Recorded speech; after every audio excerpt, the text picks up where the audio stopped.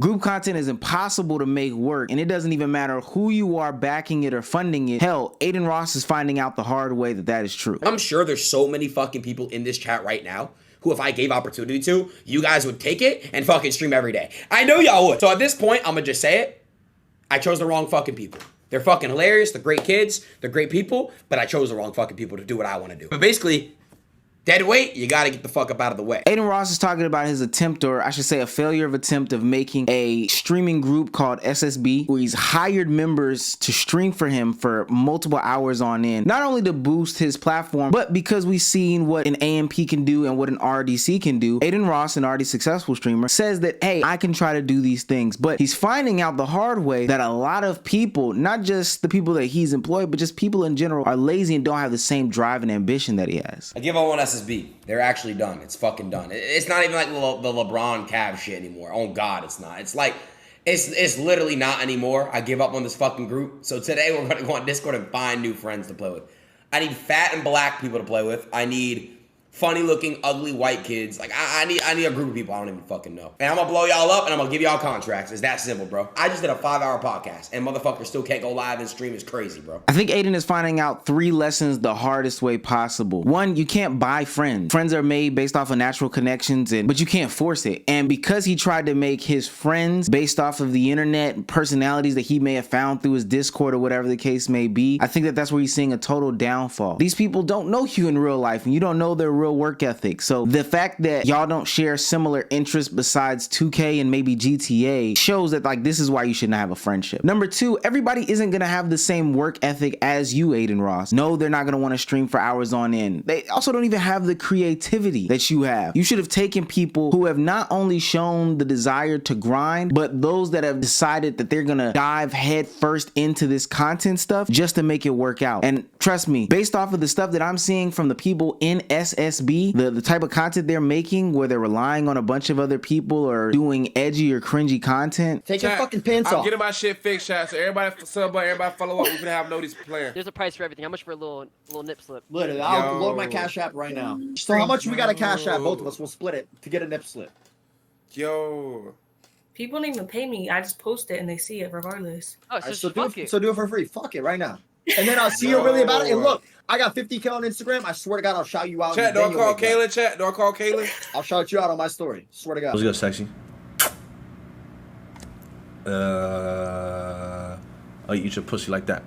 Maybe having a guy like Cheezers, I don't know, flash himself to like 15-year-old girls. That's weird. Oh my God. Oh my God. Oh my God. Oh my God. Hey, how old are you? 15.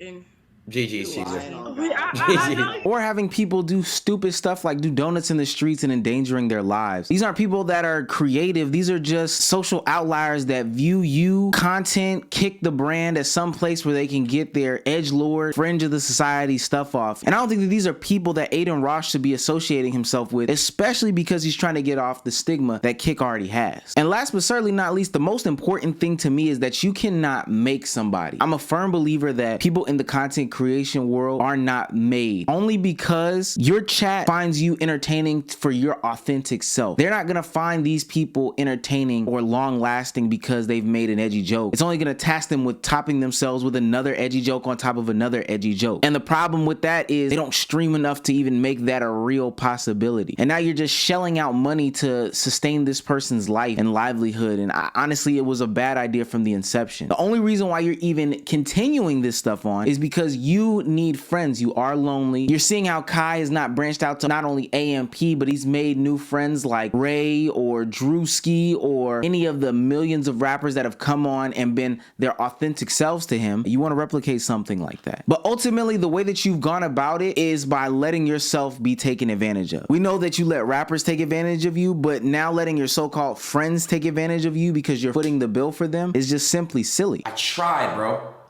I really did. And if you guys know what goes on behind closed doors, you would know. It's like I'm trying to swim to shore and I got a weight on my ankle, bro. I'm taking that shit off. I'm just doing shit for me now. It's not over. I'm gonna still talk to some of the guys here and there. I'm gonna still fuck and be on my shit. It could be on my streams and shit. Cool. I'm not basing an SSD group. You know, we had this whole plan and things, a warehouse. I'm still doing a warehouse. I'm just doing my shit around it. And I'm gonna still have whoever the fuck I fuck with, to be honest. If I still fuck with people from SSB, it doesn't mean I'm never gonna talk to them ever again. Just the group is done. Why put a label on something that was never even anything? Y'all see AMP getting any fucking scuffles and shit? Come on, bro. You motherfuckers don't. You just don't. They're grown. They all have the same mindset.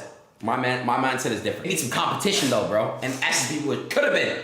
Could have been. The fundamental flaw with the AMP comparison is that AMP were already groups of dedicated individuals who had built something on their own, coming together, and didn't need the financial incentive to create content. They did it for the love of the game, and they brought their collective brainchilds together, and they created a super group. But what you tried to do was a pay for play type situation. You tried to build a bear. You tried to skip the line. And even if some of them had smaller platforms, because I think Cheezers had a smaller platform before you decided to bring him on to SSB and bring him into the ranks, it still wasn't to the level that AMP showed, the grind of years in and years out, creating and be innovative. I mean, they were just leeching off you the entire time, and they knew that you were an easy bag. They knew that you were going to put all of the possible eggs in the basket that needed to be. They didn't even have to fulfill the requirements of you asking them to stream for like 100 hours a month or something like that, which averages out to what? Less than 30 hours a week. That's less than a full-time job, and they could not get that off. They never wanted to do it. They always